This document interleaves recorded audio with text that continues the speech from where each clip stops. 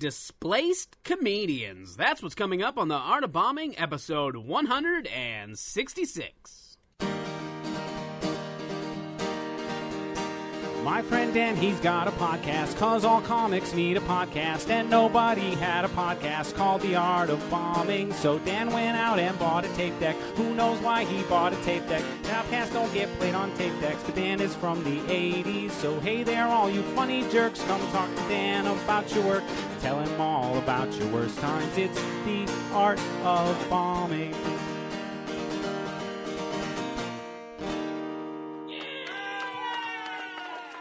Welcome to a brand new episode of The Art of Bombing. Dan Bublitz Jr. here with you today, Tuesday, November 3rd, 2020, because it is my podcast, and I am the host, and that is why I am always here with you. I hope you had a fantastic week. I hope everybody had a fun Halloween, or at least as fun as you could have made it, given we are still in a pandemic. I hope whatever you did, you were safe and smart about it.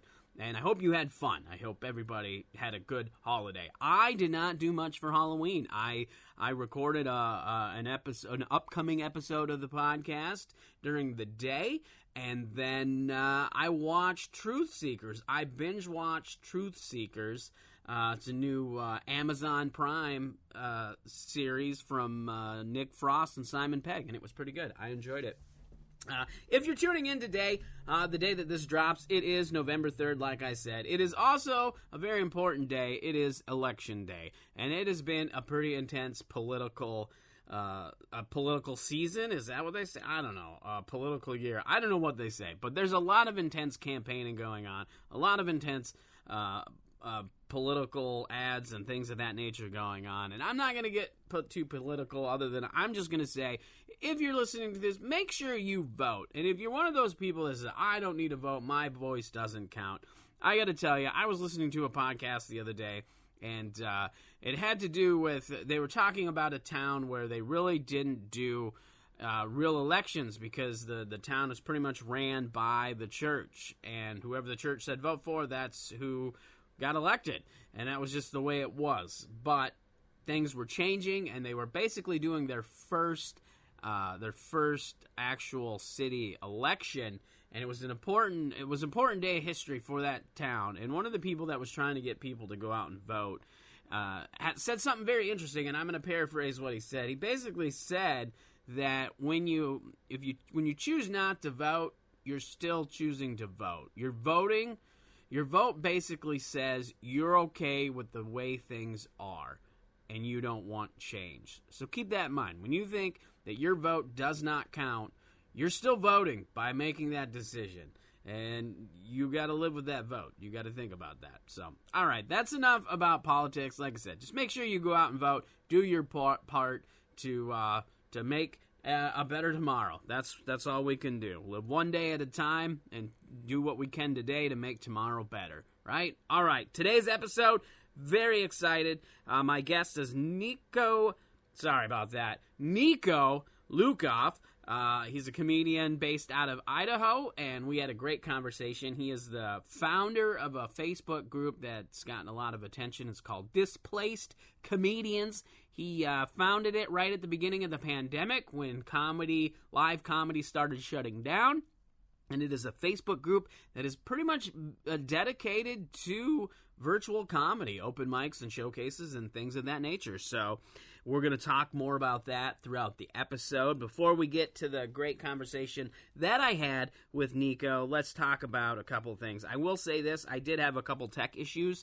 I don't know, it sounded like there was a bad cable somewhere when we were recording, so there was a couple chunks that I did have to cut out. So if it doesn't sound like it flows coherently, I apologize for that. I did my best. There is still one little tidbit of the static that I left in because it was part of something he was saying, and I didn't want to cut him off abruptly, so I did leave just a little bit. So just keep that in mind.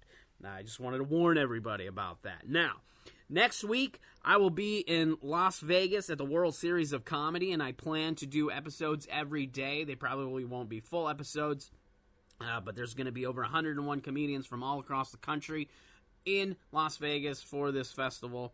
And I'm going to try to do interviews with a bunch of them and try to post them every day. So it'll be kind of like Art of Bombing from the World Series of Comedy with a bunch of different comedians. So that should be awesome. So just keep that in your thoughts. Just remember, next week we're going to have a lot of Art of Bombing. I do apologize. You're going to get overloaded with a lot of episodes, but it's going to be a good time. We're going to have fun there. If you want to watch the shows, if you're in Las Vegas, you can get tickets, very limited tickets, but you can go to WSOCtickets.com, and tickets are available. If you're not in Las Vegas and you want to watch some of the shows, they're streaming them. You can make, and it's donation-based, so you can make a donation, and then you can watch the live stream. They're going to be streaming them on YouTube through the paywall, so keep that in mind. My show is Monday, November 9th, and that is at 6 p.m. Pacific, 8 p.m. It'll be 7 p.m. Mountain Time, 8 p.m. Central, and 9 p.m. Eastern Time. There's that's the thing with virtual comedy, a lot of time zones in there. So, but if you want to watch any of those shows, go check that out. Go to WSOCtickets.com. That's WorldSeriesOfComedyTickets.com. The WSOC is the short version. So go check that out. If you are listening to this podcast and you decide that you're going to watch one of those shows or go to one of those live shows, make sure you put my name in there and let them know I'm the reason that you're coming to see the show. That'd be cool. Because then they'll be like, oh, Dan, you had fans. And I'll be like, whoa, I have fans? That's awesome. If you're in the Twin Cities area, this Thursday I will be at Sisyphus Brewing for the first round of the Minneapolis Funniest Person Contest. Again, tickets are limited. They are $5. You need to go online to get those tickets in advance because they'll probably sell out because there's, limited tickets. So make sure you grab one of those. If you haven't done so already, make sure you sign up for the email list. It's a monthly email list. Subscribe to the list, the newsletter, because I'm sending out a monthly newsletter that's got, it does like a recap of this podcast of the month, and then it does a preview. Plus, I put in some stuff. This last episode, I put in an essay that I wrote that was about success, finding success through failure. And I thought it was a pretty good essay. I actually wrote the essay for one of my classes because I'm, taking classes, going to school, getting that higher education. And my instructor actually told me I should try to get it published. He was very impressed with it. He said it was well written, and I thought, well, you know what I'll do with it? I'll share it with the newsletter. So check that out. All right. Lastly, if you haven't done so already, make sure you have subscribed. Hit that subscribe button. And when you're on social media, hit the like button on our content. Make sure you share it. Tell somebody about the podcast. Word of mouth is the best marketing we can have. The more people talk about this podcast, the better off we're going to be. And if you haven't done so already, wherever you listen to this podcast, make sure, if available, you can do a 5-star rating and leave a nice review. We would really appreciate it. Now, this has been a long intro. Thank you for hanging in there with me. Now we're going to get into this great conversation with Niko Lukoff. Enjoy. It's now time for the stand-up soundbite. The other day I sat in a tall wooden chair, and it didn't have any armrests. It didn't have a backrest. Like, overall, I would say it was pretty uncomfortable. But then I put a pillow on top. I put a pillow on it. That was actually really helpful. It's pretty nice. Turns out, just needed a stool softener.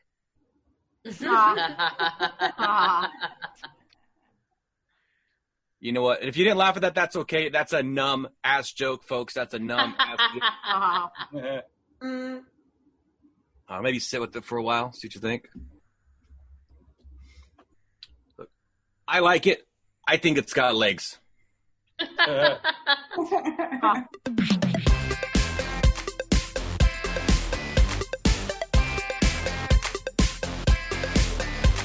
You're out of Idaho, is that correct? That is correct. I live in Nampa, Idaho. In Nampa, Idaho. And where is that in relationship to Boise? It's about 30 minutes west of Boise. Oh, okay. So you're pretty close to, because isn't Boise kind of like the main city in Idaho? I don't know enough about Idaho. No, it's totally reasonable. There's not really a great reason to know anything about Idaho.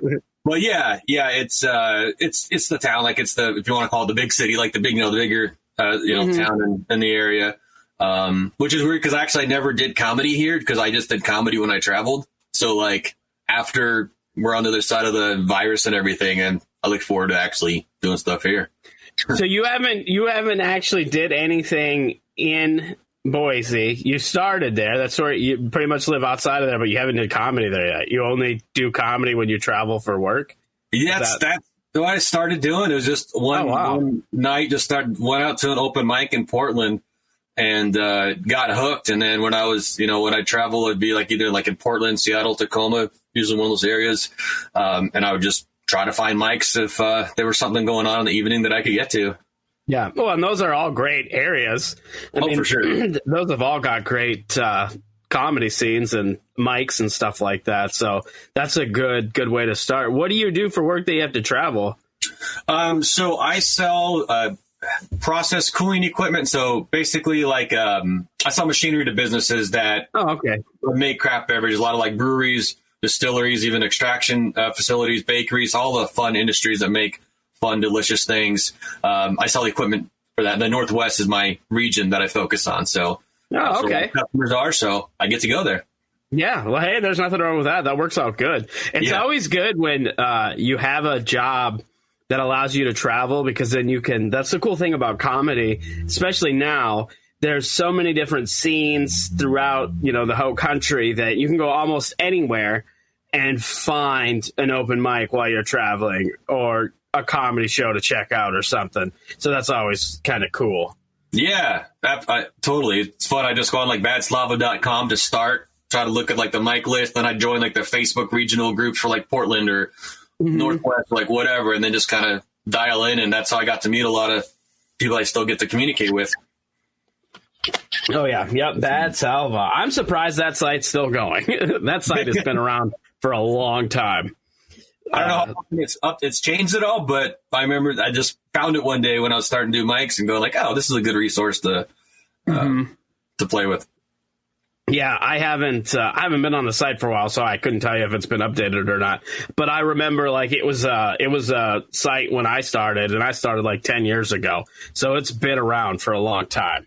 Nice. For open mics and shows like that. So, and they used to do it. I don't know if they do it now, but they used to do where they would feature comedians too, like on the homepage. They would pick a comedian and feature them, and so you could have like a clip of your stand up on their homepage, which is kind of neat. Cool. But yeah, like I said, I don't know if they still do that. So, how long have you been doing comedy then, roughly? A year and a couple of months. Okay, so super new, which means if you're super new this year, it means you've mostly just been doing stuff online. Yeah, that's where we're at.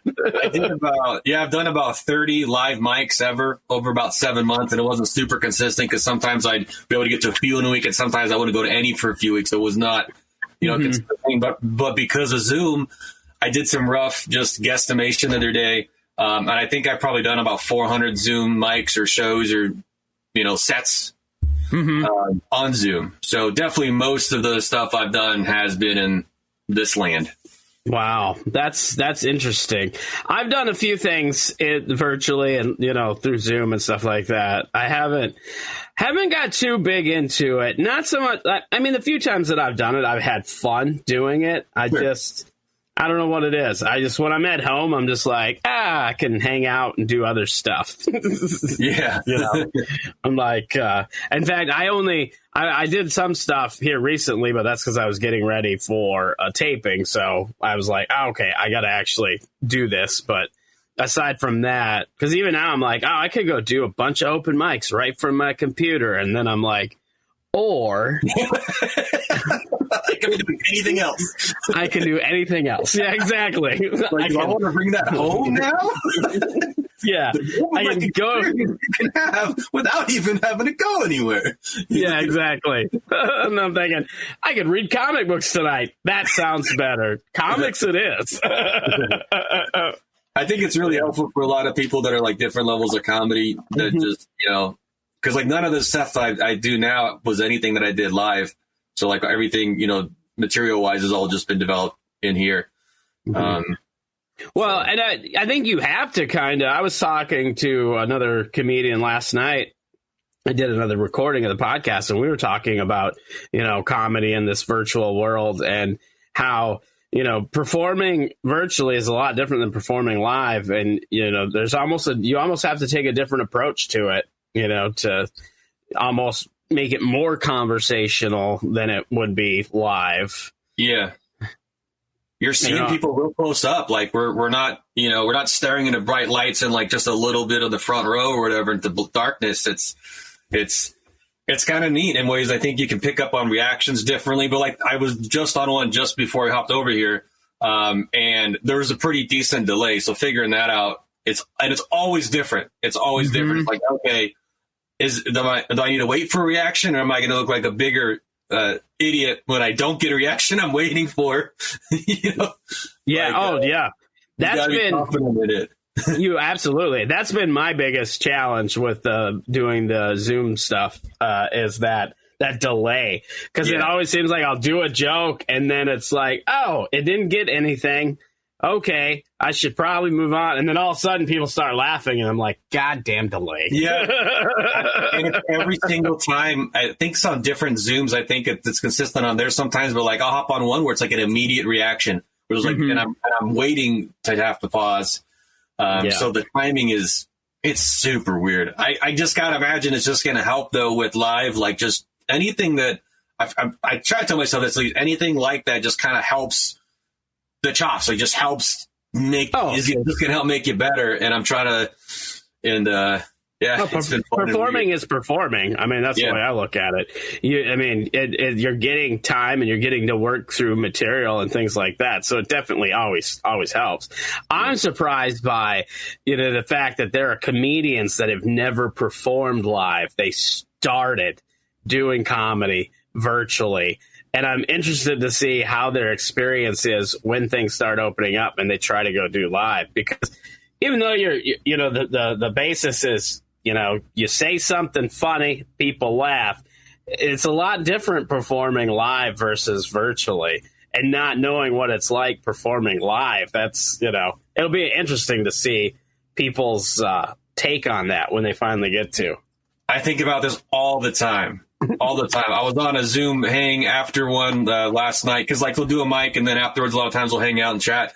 And there was a comedian on there who it was her, like she just started a couple months ago and in Zoom. And I didn't know she was in the room I didn't know that there's anyone in the Zoom that had only done Zooms when we were talking about it. I'm like, it's just going to be really tough. Like that first time when it doesn't go well, when like you can't just curl in a ball in your bed. It's just like you're so, but at the same time, I think that maybe there's going to be people that are going to be really good on their first go round because they're going to have had the confidence of doing Zoom, getting their material to where they're happy with, they're getting good reactions. And maybe that's what's going to get them on the stage. And maybe that's going to go really well. And then they're going to just be better comedians and come up with better shit because they're coming from a good, a different place. So I don't know. It's super interesting though. It is. It really is. I've been thinking about that a lot too, especially with seeing all the stuff that's coming up virtually. I mean, it's crazy how many shows. I mean, and because you started a group pretty much right away, Displaced Comedians on Facebook, and you've done a really good job. You have a spreadsheet with all the different like virtual mics and stuff, and there's like thousands. It's like there's a lot of mics and stuff that are virtual. So yeah, it's pretty insane and I honestly don't think after things start getting back to normal, I don't think virtual comedy is going to go away completely. No, it's not. And some have already dropped off. So like right now there's about 120 to 125 mic occurrences a week that I've got listed. And of course there's more. That's still a lot. There's more out there, but like if you really wanted to, if you had the time, you could hit 10 Zooms in a day if you were just, bouncing around and whatever. But when this is, we're on the other side of this, and I've already seen some of the Zoom mics that have been going on that were replacing a live mic someone was doing, because a lot of those, that was the case. A lot of those folks are just putting their Zooms on hiatus. That's happened. But at that same time, I keep on the same number because at that same time, one or two other Zoom mics are going to pop up. Like, it's just going to be supply and demand. Now that we have the platform and technology, we know how to do it. I think it's just going to be however many people want to do it, will do it. And I don't think we're going to be in a position where like, oh, there's 50 people who want to do a Zoom and no one's doing one. Because guess what? Like, it doesn't take no offense, it doesn't take like, the barrier to entry is not super high in running a Zoom mic. No, absolutely not. If you can run a computer, essentially the basics of a computer, you can probably fumble your way through a Zoom mic. Yeah. And obviously some are better than others, but like well polished than others, but like, yeah, it's $16 a month. You get, and people share them, the accounts too. Like there's one where, that I really like, they'll do 5 different mics throughout the week. It's one producer and then it's just different hosts at different times. They're using the same account. It's totally legit. And you can sign up for them all on one sheet. And it's, neat. Yeah.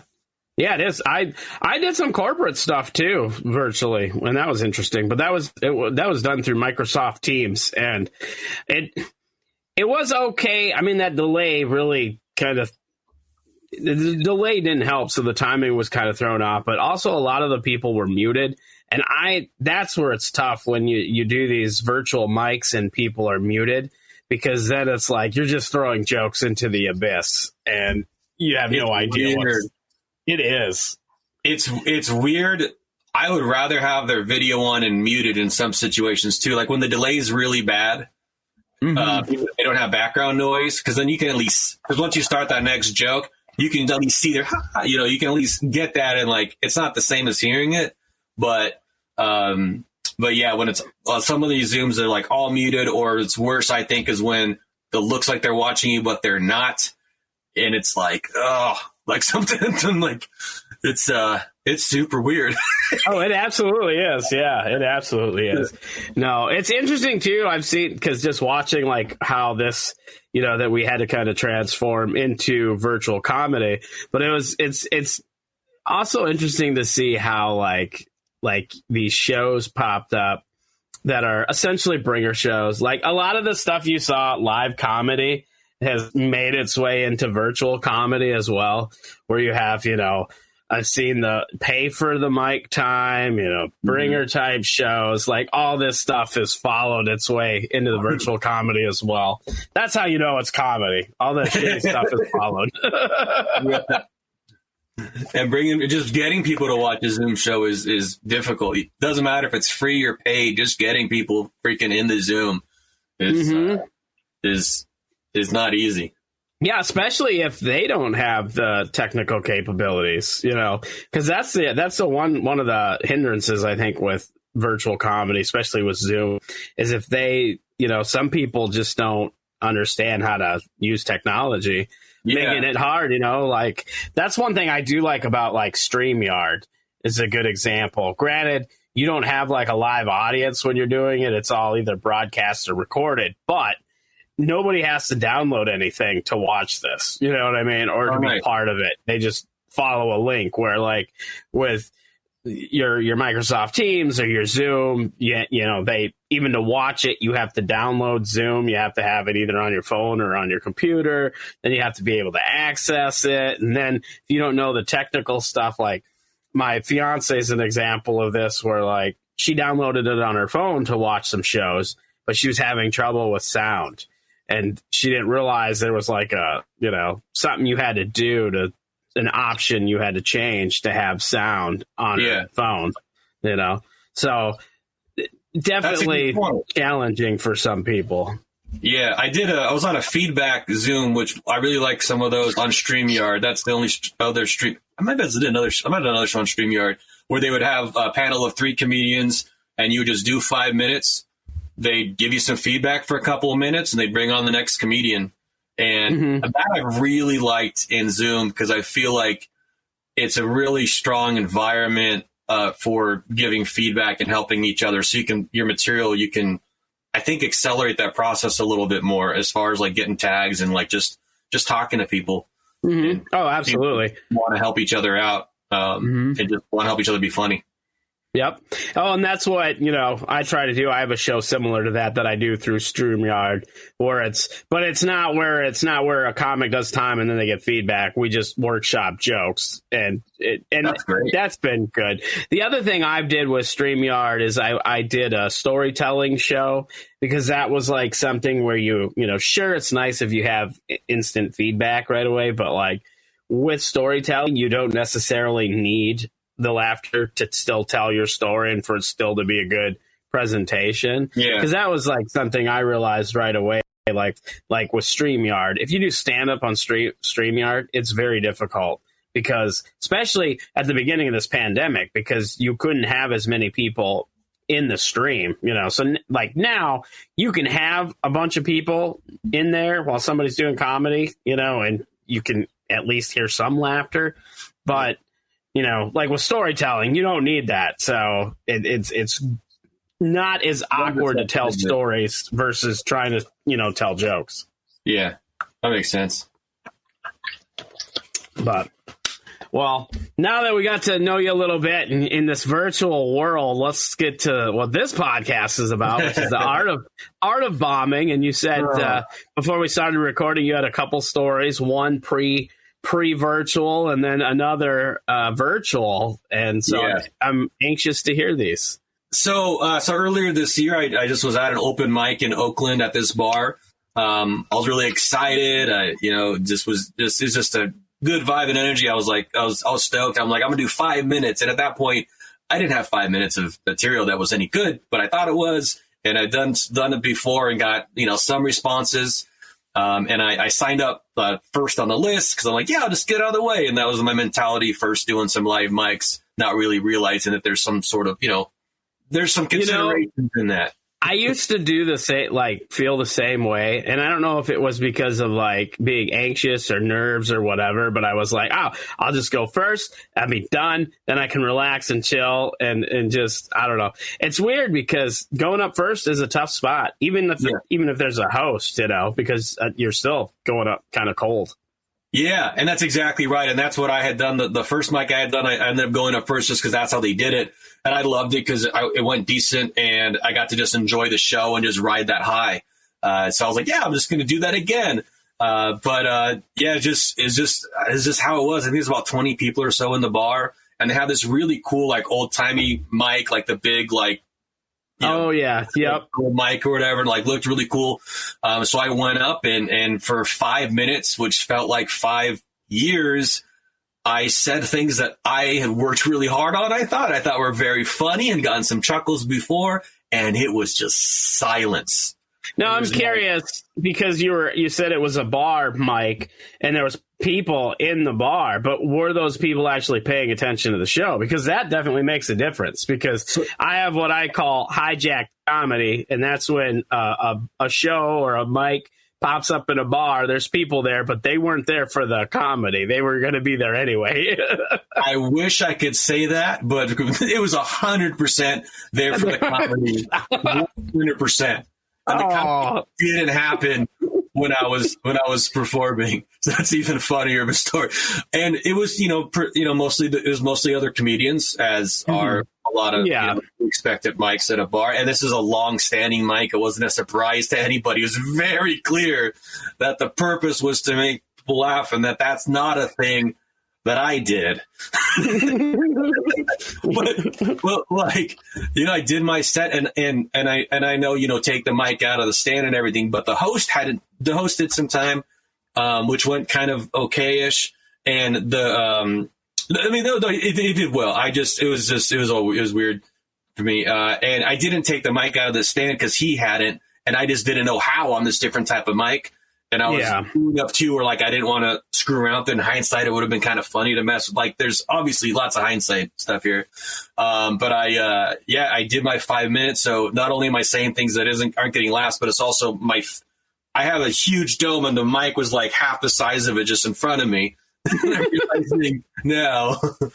Just got eyes and forehead and hair sticking over the mic. And of course I sat behind everybody. So of course walking back, just the walk of shame, just through everybody. and there's like 20-ish comedians either on either side of this wall. There's a wall here in the bar, and there's like 3 feet in between. I'm just walking right through, going back, sitting down next to my drink. I'm just like, what am I doing? Oh my God, like in my brain and my soul. None of this is logical. It's all emotional, just crazy, weird shit. Yep. I'm just like, oh my God, this is so, what am I even doing? What's happening? And it was just, I had some drinks and tried to enjoy the rest of the show and laughed a lot. But definitely learned from it. Yeah. Well, and that's the whole purpose of bombing is hopefully we learn something from it. Now I'm curious, like when you travel and stuff, do you let people know you're from out of town? Because as a comedian, I always feel weird, like if people know I'm a comedian from another town or whatever, and then I go up and I do shitty, I'm just like, oh, it makes it even worse because it's like there's like this I don't know, like a subconscious thing where I want to show these other comedians I'm a funny comedian. And if I bomb, I'm just like, oh man, they don't believe I'm a comedian. I represent Idaho now, and you think all Idaho comedians are shit. Yeah, exactly. I tell people sometimes, I do tell people, like, I don't hide that, and it comes up pretty quickly because people are like, because when you show up at a mic and no one's seen you before, it's like, who the fuck are you? Like, oh, are we allowed to, are we cussing on here? Oh, you're fine. You're fine. Yeah. And it's like, so you talk about it, and then it's fun conversation, but I do want to make it clear, like, I'm not traveling because I'm a comedian who travels. Like, I'm not here because somebody paid me or told me that traveling for comedy was a good idea. It's just, I happen to have sometimes some free evenings, and I could either just hang out in a hotel room or work on this and have fun. Mm-hmm. Yeah, and that's obvious. That's obvious. An obvious choice, I think. That's what I do. When I travel for anything, I'm always looking for mics and stuff. And even if I'm just on like a vacation, I'll still like see if I can squeeze something in. Yeah, it's just fun. Different audience, fresh faces who haven't heard your shit, and just you get to meet new comics. Yeah, and I love that's been like one of the major treats I just love about going to mics is just getting to see other comedy too. Because I'm just fan consumer of comedy that just eventually started trying to do some of it on stage. Mm-hmm. Well, and that is one thing that's great about social media and everything. And like even in the situation we're in now, there's way more networking. There's an opportunity to work with and meet comedians from all over the world, really. Yeah, which is kind of a cool thing. Yeah, it's crazy. Like I was, I didn't end up doing it just because we were just doing family stuff, and I might on a future trip. But like I was going to Bend, and then I was reached out to a comedy producer there that had seen me do Zoom, but we hadn't ever met in real life. And I was like, hey, you got anything going on? I might be able to take part in. And they offered me, a paid showcase spot. And I'm like, holy shit. Oh, wow. That's awesome. It's not like, it's very validating, it's just like, oh, cool. This is really fun. And just also just being able to connect with so many people. Cause like you can literally I can literally go anywhere in the country and some different parts of the world and just post like, hey, I'm going to, be here. What's going on? And then someone there is going to know who to talk to. And I now get to know bookers and people from all over. So, and just really funny comedians. And it's just been, it's been wild and fun. Yeah. Well, hey, and fun is what's important. We got to have fun because otherwise what's the point of doing this?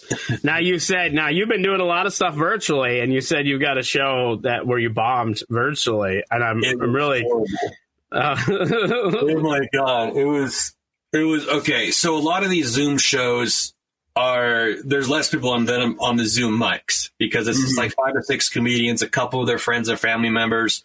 And then most of it is streaming to more people. So don't expect a lot of people in the Zoom. I had I want to say there are about 7 people in the Zoom. And I wasn't the first comedian to go up, but I wasn't super far down on the list. And my opening joke, I had just changed. I actually had just done I was doing a writing workshop thing on the streamer that I was talking about. But sometimes where you trade a laugh for another one and you should have dumped this other line and just given it up because it's going to screw it up. That's what happened is I changed my opener and hadn't really tested the change. So it didn't go great. And then I went, oh shit, am I just not getting any reaction? Is it a delay? Because it's a show. I should be doing tested stuff, but I didn't. And I was like, okay. And I just kept going. And then I actually got, some reaction, from one of the comedians who was laughing. I'm like, okay, they're paying attention. I can see their eyes. They're watching their webcam. They're laughing. Do another joke where the kind of thing where if you laughed at this last one, you're going to think this other one's funny too. I pretty much know that you're probably going to, but then there's no reaction. And then I go into more and there's no reaction. And I'm starting getting feeling a little weird. The other comedians I can't, are off watching who knows what. Everyone's mics are muted and videos are muted for other people. The dude putting on the Zoom, he's doing something. I can tell he's working on something. There's another comedian on doing something too that was obviously they were not in that moment. So I'm getting feedback from one person who's no longer paying any attention to me. And then somebody pops on and, there's the Zoom bombers where I'll call them, where just, basically all they're doing is they're just hopping on Zooms to heckle. And that happens a lot of times when you post a Zoom link. Yeah, publicly. Yep. I even knew it because I'm like, where do you want to share this? Should we share this publicly? And I've never run a Zoom, but I'm like, I don't know if we should, but you guys are running it, however you're doing it. And then we posted it on Instagram, and then this dude pops up and he yells something like, hey, you suck, or something like that. And I said something just stupid back to him. I don't remember exactly what it was, but it wasn't a strong, witty response. And that was throwing me off. I was already doing kind of shitty. And I was just powering through my set, and I was just like, oh my God, please let this be done at some point. And I get through it, the whole thing, and I just leave, I turn off my mic and I leave the room and I go in my house. I'm like, oh my God, I haven't felt like this since that time at that bar. This is as close to that feeling as I had felt. Obviously it was a little different, but it was still that soul sucking, was all that really just shit? And all those illogical things, did people laugh at those before just because for what, I don't know, what's happening? And I was putting so much into that.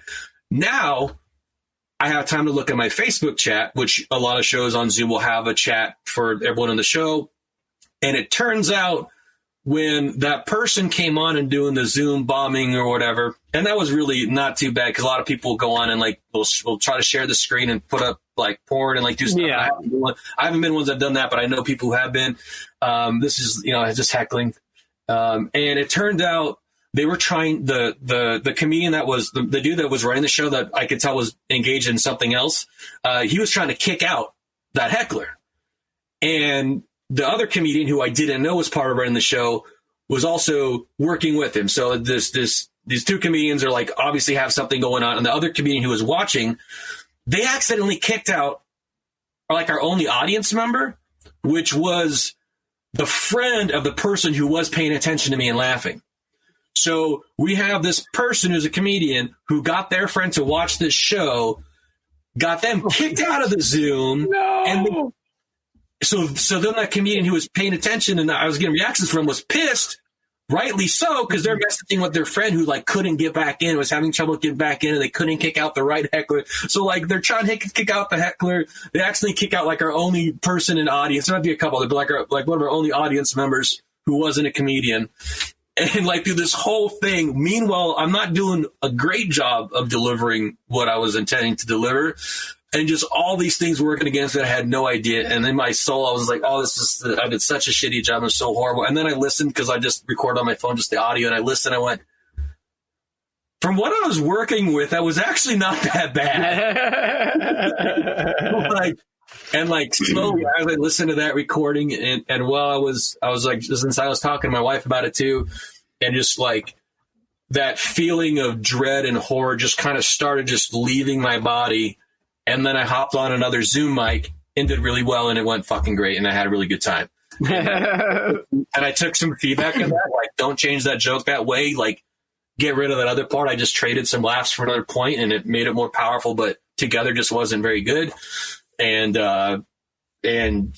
went from there. But that was I was I haven't felt like this in months, and I don't like it. Yeah, it's such an illogical thing. It's amazing how, though, as you're experiencing a show like that while you're performing, you're like, oh, this is the worst thing ever, and you think it's terrible, but then you listen back to the recording, and it's not as bad as you felt like it was. That happens to me quite a bit, actually. Yeah. I'm super hard on myself. As soon as I like, excuse me. If I have a joke and it misses, or if I miss a joke, I'm immediately like, oh, you dummy, you forgot to do this joke in my head. And so like I get really hard on myself. Yeah, I think we're definitely our biggest critics in that. And a comedian friend of mine on Zoom told me the other day, what she was saying. She was saying that the highs and the lows, oftentimes when we crush it, it's oftentimes not as crushed as we thought, but also when we don't do well, it's oftentimes because we're dealing with the emotions of those things.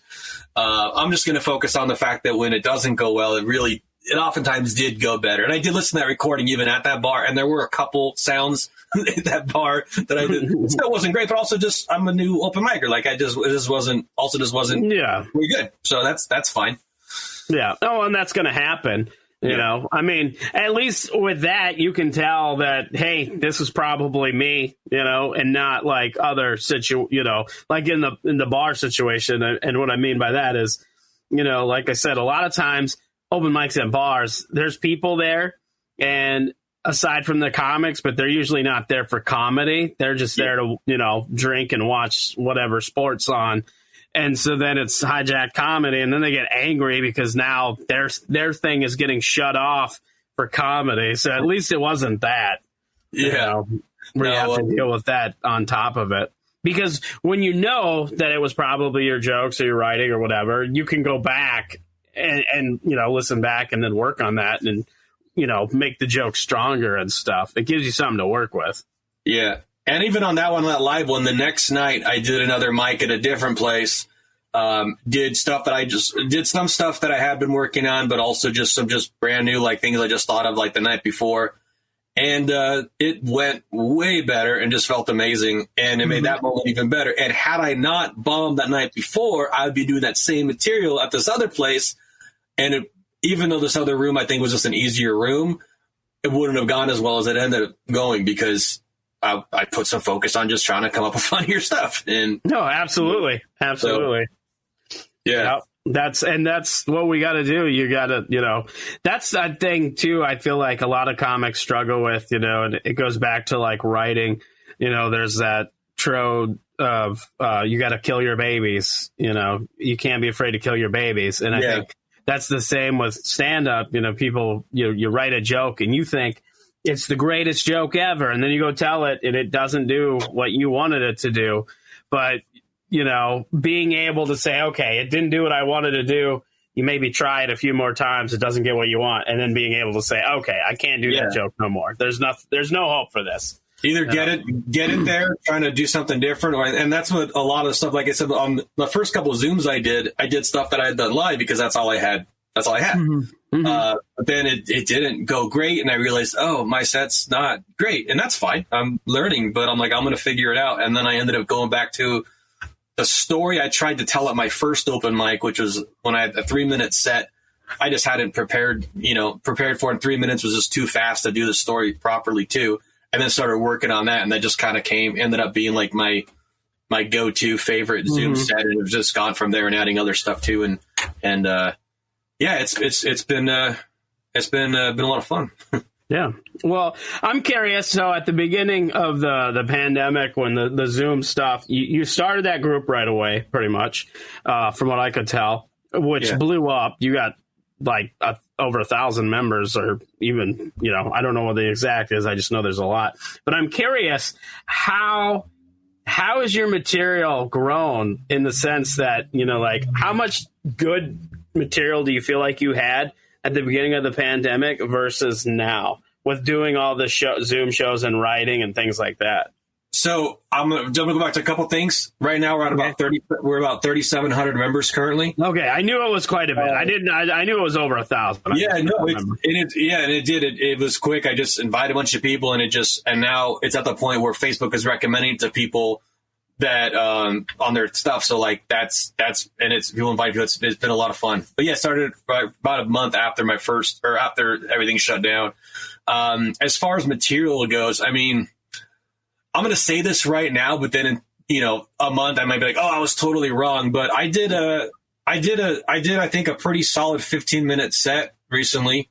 on a Zoom. And I think if I do everything that I feel that I've tested and has gone well, I want to do another recording of that probably maybe this weekend just to go through it. I think I'm at about 20 to 22 minutes. Oh, that's really good though for this amount of time. Yeah, it's and that's Zoomland minutes, because I know in real life, I did actually do a live mic a few weeks ago, an outdoor mic.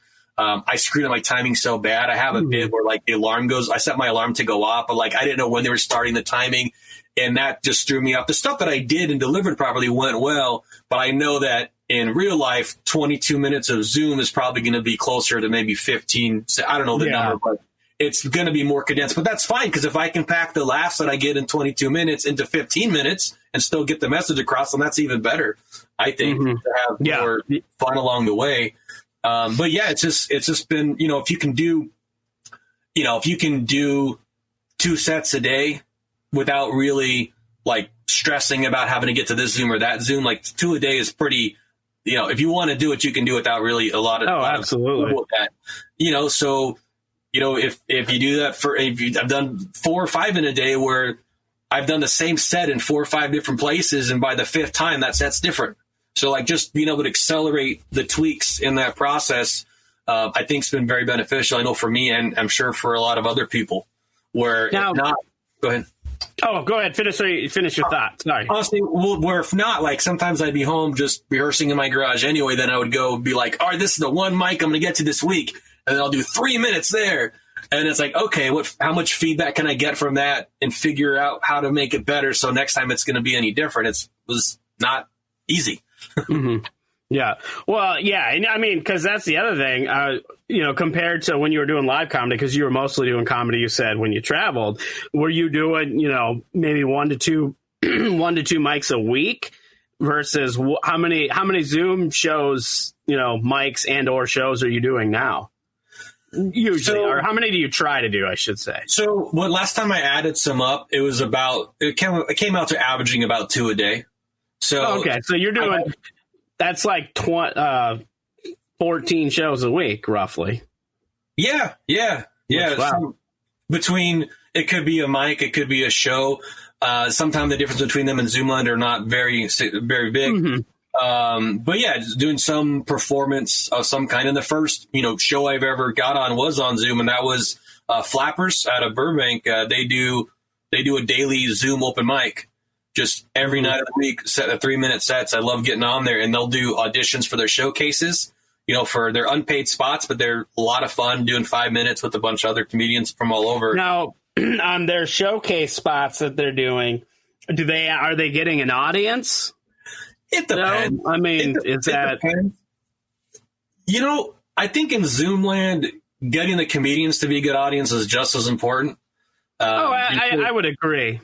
Because there's not a lot of non-comic audience in most of them.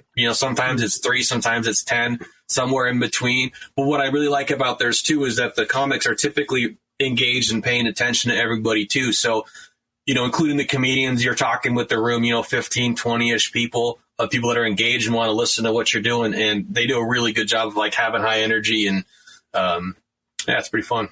Well, that's good. It's good because it's funny because a lot of comics, like at a live open mic, could give 2 shits about what another comic's doing. Right. I mean, there's a few that'll try to be respectful and get into the show, but most of us are like, "Oh, I'm only worried about what I'm doing. Screw everybody else." There's a time outside smoking where I'm like, where I've gone places, they're like, "Oh, I'm excited to see your set." I'm like, "Cool, you too." And then I'm like, "You were like, you did a set, yeah, like 20 minutes ago. I told you." You were out. And that's why I think it's kind of flipped, because a Zoom, like I've been on some Zoom open mics that have 30 to 40 people on them. Even if half of them have their video and cameras on, that's an engaged audience. And I know in real life, I think we're harder on each other as comedians. When other comedians performing, something about this environment maybe is we can see each other better. So like it's harder to hide and be. I mean, you can always turn off your video, but like it's harder to just kind of sit in the back and just talk to somebody. You're, and we're all in this weird situation together, and we're all just trying to help each other get funnier. And it's been a pretty warm environment. No. Now, I know you said that a lot of the shows, there hasn't been a lot of necessarily non-comic audiences, but with the ones where you did have some, kind of audience members, do you feel like, were you able to pull like new fans from any of these shows? Is that? I think, not that I know of, I think most of the time it's like I'm pulling in, 2 or 3 people. So a lot of these I'm just trying to get, because I've been posting on Facebook through this kind of process of just doing my first open mic. A lot of friends that are just kind of interested or sound interested in wanting to see it.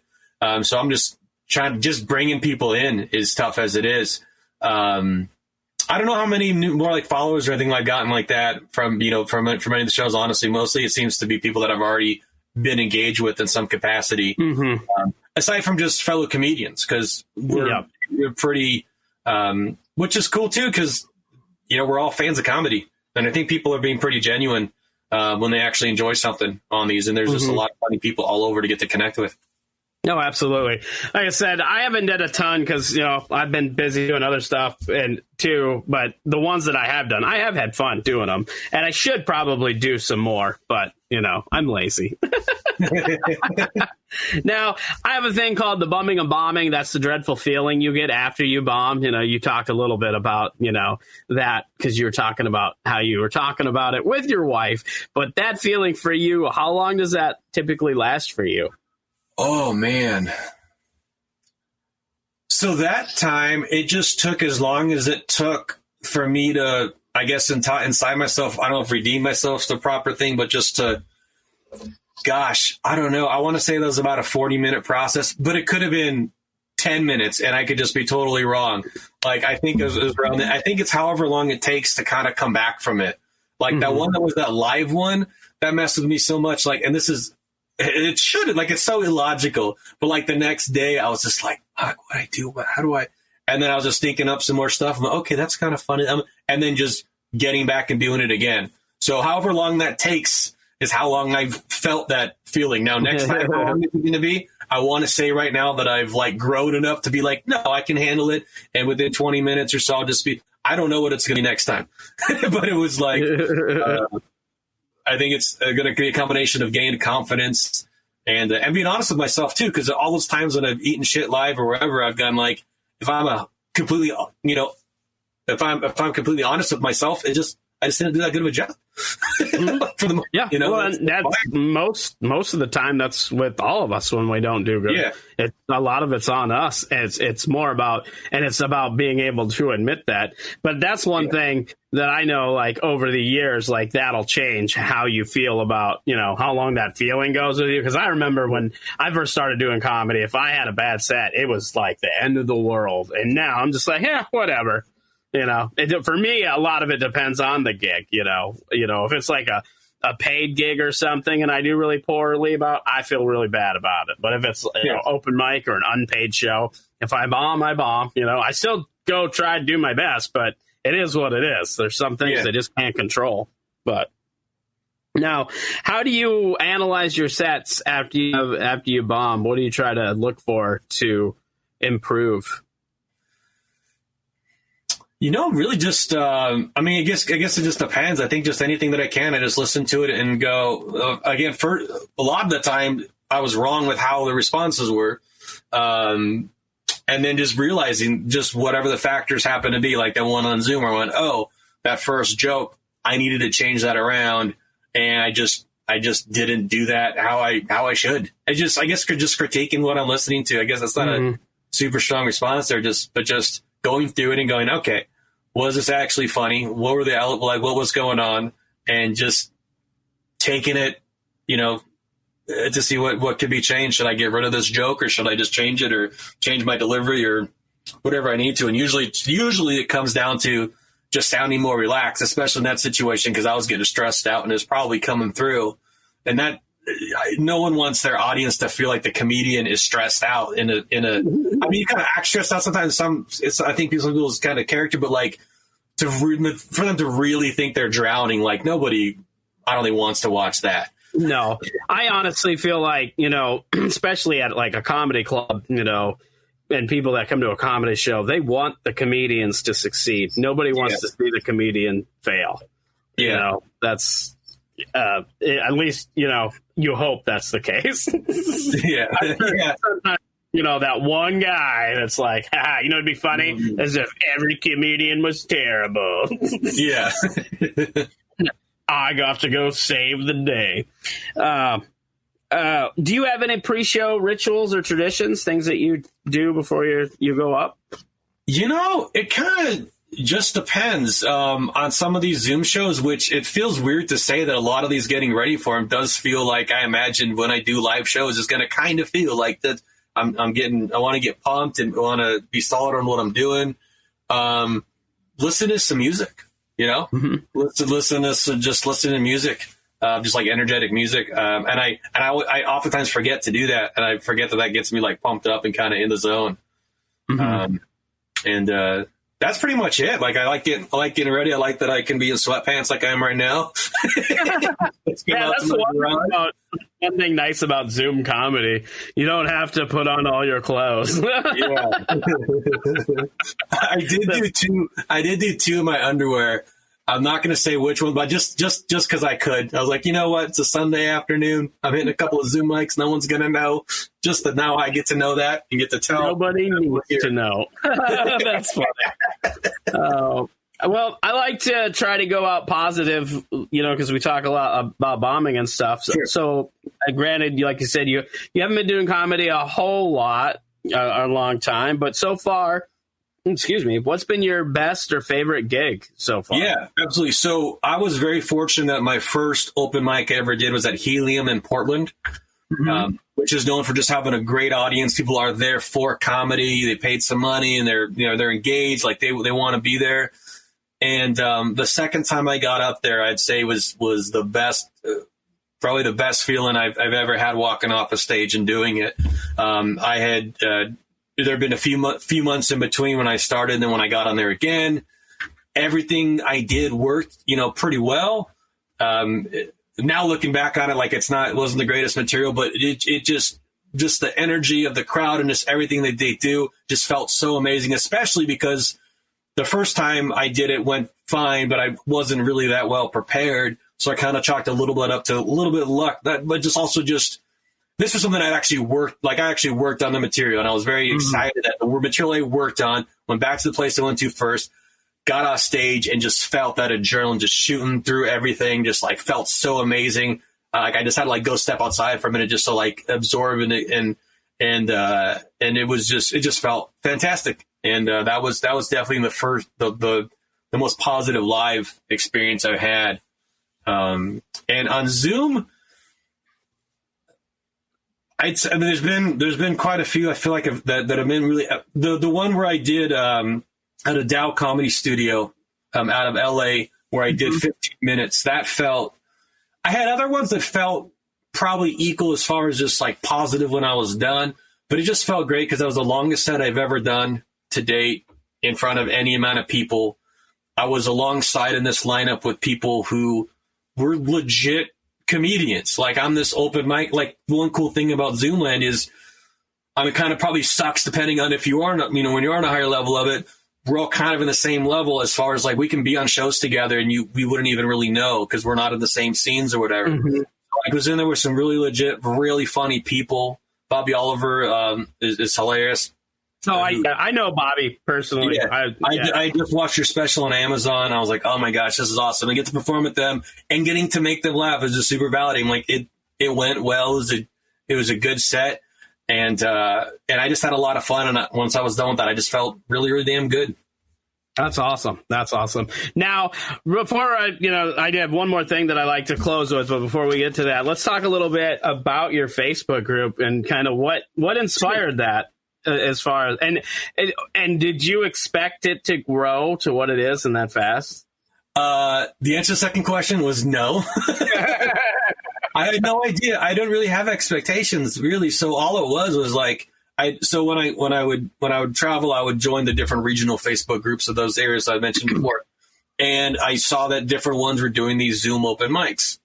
And I was like, I got to do this. I got to figure out an angle in my garage I can show, or I got to figure out like I got to at least try to do this. And I did a set on one. It was a Rachel Rothenberg mic. I forget what she originally called it. Now it's called the Panda mic, or the pandemic, however you want to pronounce it. And still going on. And I did a 5-minute set, and it went like decent-ish. It wasn't that good. But I was like, I need to level, like, I need to do these more. I need to figure out like a structure to do that. But and then there were different Zooms. I knew there were different regions. I'm like, how do we keep track of all these, like 4 or 5 a week, which now is like silly feeling because there's so many. Right? They're doing that in a day now. And I was like, how do we, I need to get that information in one place. And I was like, you know what? The way to do that's going to be a group. I can have a website, but it can't be a static thing because this is going to be a living, active thing that's going to change day to day. So I was just like, all right, my focus was, I wasn't trying to like just hoard information. I just wanted people to be in the group to see it in order I knew I wanted to encourage that behavior of the growth and everyone getting together. And then I just had like one really long announcement post on Facebook, and it just got so ridiculous that I like, all right, I'm going to just do it in Google Sheets and put, a decent amount of time and energy into filling that out. And, I got it by day of the week and by time zone and Pacific and when they start. And really was reaching out to a lot of these folks too, because initially I wasn't really bringing any value to any of these people in their eyes, I think. And I could see that. Like, I understood it was drawing that information out of people. Like, how long are those sets? How do we actually sign up? Where's the link going to be? Are you streaming? Are you not streaming? Where are you located? Because, people would say, hey, what's it matter? Like, well, it kind of does, because it's fun to see the different scenes coming together. That wasn't hosts that were saying that. It was some people when I posted, like, hey, is anyone in this area? Yeah. Mike? And they're like, oh, what's it matter? Da, da, da. I'm like, okay, dude, I get it. You're being silly, but, we want to see different people. So then it just kind of started putting it together. And eventually now folks typically will reach out to me or to the page to have me add them to it because, eyes get on. And it's nice to be on that list, but there's mics that have been on the list forever that people think are new because they don't post about them in the group. So keeping active in the group, people post, hey, my mic's tomorrow or whatever. They need to be engaged in that part too if they they want to get bring people from the group in there. Oh yeah, absolutely. And then so started inviting a bunch of people, hit like 400 people. Like, holy crap, this is crazy. Now, about 120 new folks joining about a week or so. Last night I checked. That's amazing. And it's not obviously not everybody's active, but you see in the group, it's a pretty active group. And now it's even been some paid opportunities have come up on there. So it's been real fun to see. And shout out to all the people running the shows, because I'm just directing traffic. Anybody could have done this. I just happen to be the one to do it. And it's become this crazy thing.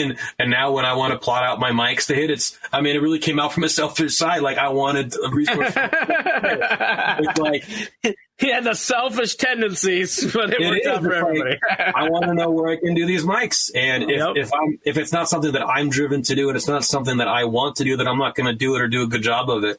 And I appreciate the community and how it's come together, and you being on there, and just the whole thing. It's wild. Yeah. Well, I appreciate this about any Facebook group, but is when a moderator takes stuff serious, as far as, like, one of the worst things, especially now in our environment, there's so much with politics and things like that. And I hate when like a comedy group gets hijacked by like politics or this, or it totally steers away from what the purpose of the group is. Yeah. But you do a pretty good job of like keeping that at bay and, keeping it, hey, this is about shows. If it isn't a show or, comedy adjacent, we don't want it here, which is, I always appreciate anytime somebody does that. Thanks, man. So, I appreciate it. It's a weird balance because, like, I still don't even have, like, really hard and fast rules really established. It's just still because I'm like, there's going to be times when some things are going to, things aren't black and white, and that makes things more difficult to run. But I think it's more of what I want. It's like, what do I want the group to be? I want it to just be a bunch of comedians connecting together. And if it strays from that, then I'm trying to get it back. And there's a lot of great people to communicate with there and have fun with. Yep. No, that's great. You've done a great job on it. That's for sure. I appreciate it. All right. Well, the last thing I like to do is called pick a number. You're going to pick a number between 1 and 20, and then I'm going to ask you a corresponding question. And it could be related to comedy. It could be related to life. We don't know what it's going to be. It's going to be up to you. Let's do 11. 11. All right. Wow, this is probably the first time I've got this question, and I'm excited. What would you be doing if you weren't a comedian? Oh, I would probably be. I would. I mean, I guess it's not my day job, but as far as like what I'd be doing during this time and everything, I would probably be making more food. I've been really into like barbecue and baking bread and like smoking meats and all kinds of stuff like that. And I would probably just be doing that more. So whether that's a good thing or a bad thing, I have no idea. Depends on what side of that you're on, as far as whether it's good or bad. I mean, to a fatty like me, it's good, but to a fatty like me, it's also not good because of the health. Yeah, I'm not a little guy. But I love me some barbecue and some bread, that's for sure. Oh yeah. Just doing more of it and listen to more. I mean, I already listen to a lot of comedy, but I just love listening and consuming it, and it's fun. Yeah, well, yeah, exactly.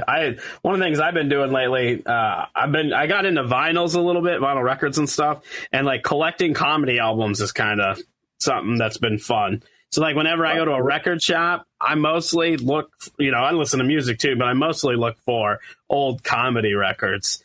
And it was cool because I was out in Utah this last week and I found a couple different Smothers Brothers comedy albums. And I was like, yep, I'm taking them. That's going to be awesome.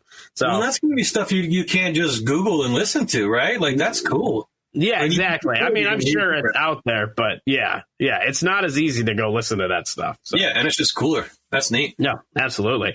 All right, well, where can people find you? Go ahead and plug whatever you got to plug. Yeah, just find me on Instagram at my name, at Niko Lukoff. It's hard to spell. You'll post it somewhere, but NIKOLUKOFF. And if you're a comedian or just somebody who's thinking about getting into doing comedy, because there's also just a lot of just comedy fans on there too.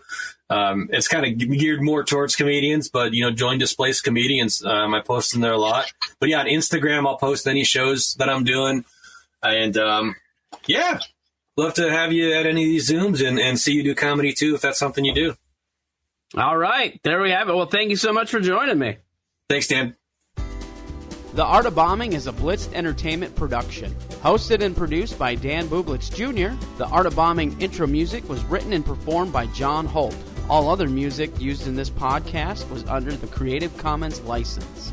If you would like to help The Art of Bombing, you can do so by subscribing, rating, and reviewing our show on whatever podcast application you use to listen to The Art of Bombing. For previous episodes, blogs, and more, visit artofbombingpod.com. Have a great week. And remember, stay safe so you can live to love.